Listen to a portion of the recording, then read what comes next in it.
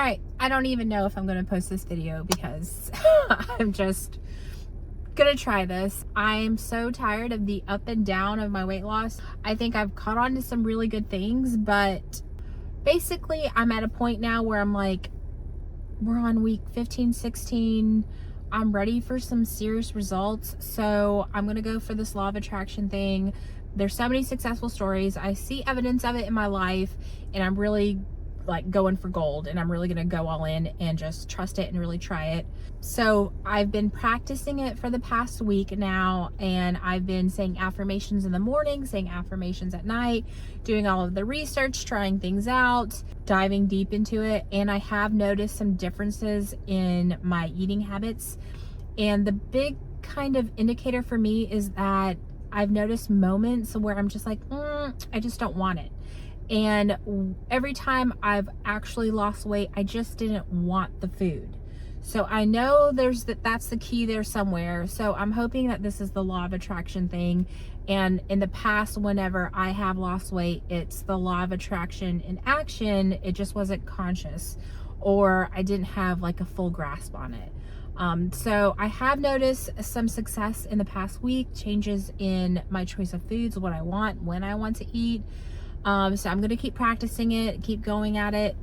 And I'm just going to share with you guys some of the key insights that I have been absorbing for the past 2 weeks, really, but really putting it in action the past week. So the main thing with law of attraction is that your inner world is way bigger than your outer world. It's way more important. Really, it's about realizing that your inner world is where all of this stuff happens, not out in the outer world. And I know this sounds a little hokey, but when I think about it in my past experiences, it feels true to me, so I'm going with it. But everything is created within our inner world. It's just kind of like projected into our outer world, kind of like the film in a projector. The film is already created as our inner world, changes with our thoughts, our emotions. It kind of creates this energy print, and that's the film. And then you put it into the projector, and the outer world is kind of just the projector for the things we've already created. So everything that we see in our reality right now in the present moment is a result of our past energy print that we create through our thoughts, our emotions. So it's not so much the words, like you can say, I love you, and you can say it like, I love you, or you can say it like, I love you. Like the words don't matter. It's the energy behind what you say. So that's what actually creates the energy print. And it's taking practice and being aware of what that energy print is. And what I'm really doing now is learning how to mold my energy print. And it's hard because we just get caught up in our routine of day-to-day life and work and all these things that it takes work. That's the work, is actually stopping and being aware of how the energy print looks in that moment, what the feeling is that you feel inside yourself, and then being able to mold it with what we focus on, what we think about. So the outer world is just a projection of the inner world. And if we can change the inner world, then we can change the outer world. So how am I doing this? So in order for us to kind of create this outer world that we want, we have to adjust our inner world. How do we do that? Everything that we want, everything we desire, we have to feel what it would feel like right now. So we have to have those emotions, those feelings as if we have those things right now. So for me, I want to have this amazing fit body, and I have to feel energetically how I would feel having a fit body going around my day-to-day life. So there's 2 steps to this. First is deciding what it feels like. I think for most of us, we kind of play the drum of everything as it is. Oh, I'm tired of being overweight. Oh, I'm tired of this, blah, blah, blah, blah, blah. We're in the things that we don't want instead of imagining and daydreaming and thinking about the things that we do want. And as I've started doing this, I realized just how much I don't think about or daydream and imagine the feelings of the things that I do want. I am totally in this rhythm of the current situation and how I want to get here, but I'm over here, and that's where the separateness comes from. In order for me to close that gap, I need to feel right now how, as if I was fit right now, as if I had the body of my dreams right now. So the first step is deciding what that feels like. And the best way for me to do that is just thinking about, like, okay, I'm sitting in my car now, closing my eyes and thinking about how I feel right now, having the most fit body that I've ever had, having that dream body. As I'm going throughout my work day, thinking about how I feel being in this amazing fit body. As I start to go through it, it starts to put little puzzle pieces together, and you start to create this world where I have this fit body. And I'm in week 1, and it's still very, like, I have a little piece here and a little piece there. I don't have this full picture, so I'm still working on it. And I think it's just going to take practice, and the more often I do it, the better it's going to become. So piece by piece, as much as I can, I'm just thinking about what it feels like right now, having the most fit body. So this is what I've come up with so far as having this body that I want. Feeling so much value in myself. This is self-love, this is self-esteem, this is putting all of the value and importance on myself, realizing the importance of myself, because my inner world creates my outer world. So a lot of this is stuff that feels very selfish, but I think we're just kind of trained that it's selfish things. And I think that maybe one of the things that's held me back is because, like, I don't even want to say it online, but making myself the most important thing, valuing myself above most everything else. And I think, you know, out of a good place, we want to put others first and these things. And I think this is really like the core of my journey, is like, you know, realizing that there's a place where I can have myself as the most valuable thing. I value myself above everything else, but I'm still humble and thoughtful. There is a place where those two things meet, and it's possible, and that's where I see myself as having this fit body that I love. So that made me realize that, like, I probably have this limiting belief that having this amazing fit body makes me like a narcissist or full of myself. And I don't know where this came from. I don't know how, where, when this came about, but I think I had this belief because every time that I have lost weight, I kind of got this fear where, like, I was enjoying liking the way I looked in clothes. I had fun with it. And I think I wasn't aware of it at the time, but now I'm starting to see it. Is I started to have this ick about it. Like, that's very being full of myself to enjoy this shirt, and like, oh, I love how this shirt looks on me. Like, it's like I shouldn't be allowed to say that it's very selfish and narcissistic and full of myself. And I think that's where the limiting belief, the disconnect came in. I think maybe that's why I was always kind of self-sabotaging, was because I was enjoying where I was, and like, that's, you know, I think subconsciously I just felt like, oh, that is so full of yourself. You're supposed to be, you know, kind and selfless, and not full of yourself in that way. And I don't know where that came from, but I think that's what I have been doing. That's why I've been self-sabotaging. And I'm now ingraining in myself, like, I should love my body. That's great. If somebody loves their body and they're so proud of it, and they are like enjoying the way they look in their clothes and having fun, that is a good thing. That is to be celebrated and encouraged. I can't wait. Like, I'm excited to have that fit body that I love. So one of my affirmations is, I love my body. I love putting on all these outfits. I love, you know, doing this and that and everything about loving my body. And it still has a little bit, like, I think it's so ingrained to still have a little bit like, but I have to let it go and tell myself, like, that is a good thing to love your body. We should love our bodies. And it's not in a full of myself way. I can still be humble and kind and thoughtful. It doesn't mean that I am full of myself. And I think I think for so long I've had a hard line between those two things, and now I'm learning how to conjoin them. So That was a big epiphany for me.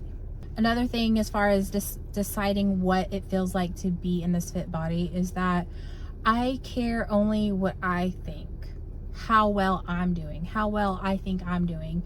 And this is another thing where it's like, oh, how selfish, or oh, that's so full of yourself, you know, you're not thoughtful of other people. But that's not the case. It's, again, like not having that hard line, but finding the space in between, where it's, if I feel like, oh, I'm being selfish, what matters is what I think.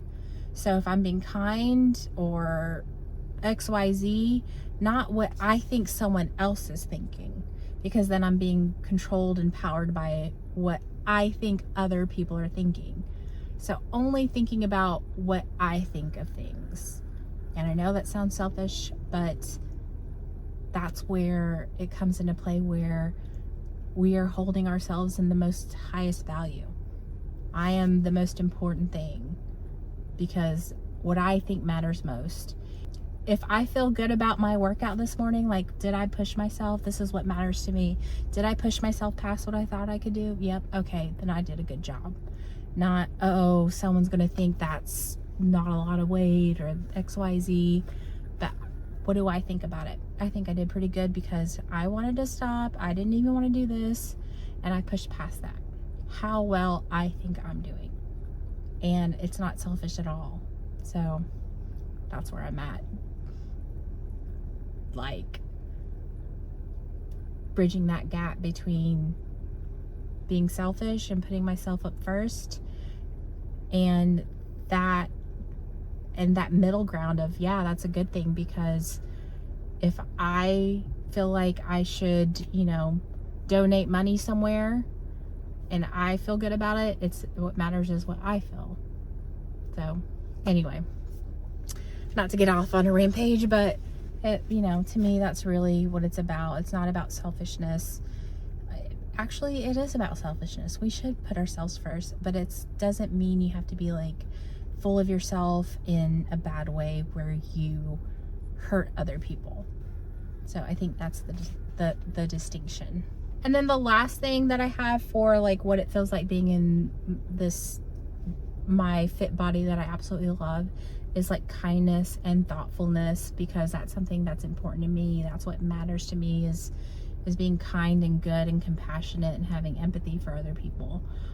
So I imagine myself being super fit and being like present with others, really listening to others and hearing what people have to say, and seeing people. I think to stop and shut off my own brain and just see people and recognize them and appreciate who they are is really important to me.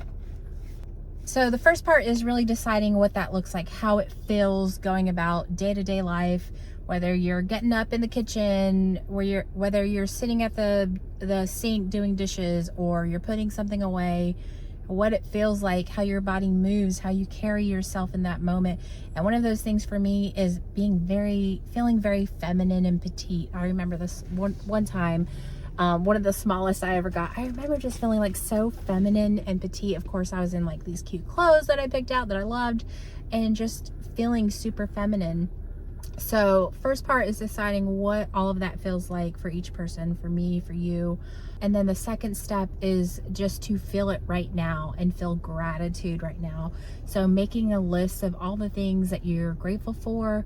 One of my favorite things that I'm about to start doing this week is each morning I would wake up and write just 10 things, no matter how small or silly, that I'm grateful for, that I'm proud of myself for, that I feel good about. Anything as simple as I did laundry today, XYZ, I made someone smile. Anything that I did, I would just write it down and list it down. And it's one of those things where it just like, it's hard for me to get started on it, because you don't really know how impactful it is, but from past experience, I'm trusting, like, I know it really did wonders for me. So I'm going to start doing that, writing 10 things that I'm proud of myself for and have gratitude about each morning. And then every morning and night, I say I love my body. I am so glad that I'm finally in the best shape of my life. I love having this body. One of the cool things that I really like doing, that I feel like it gives me that feeling place of it that I'm trying to find, is whenever I make plans, like, oh, we're going to the movies, or oh, we're going to go here, or I know I'm going to go to bed tonight, or whatever. Think about and visualize yourself doing that in the body that you desire over and over again. And things just have been popping up in my head of filling out that picture even more, or things to do, or things to say. Just, I've noticed these little synchronicities kind of popping up as I do this more and more.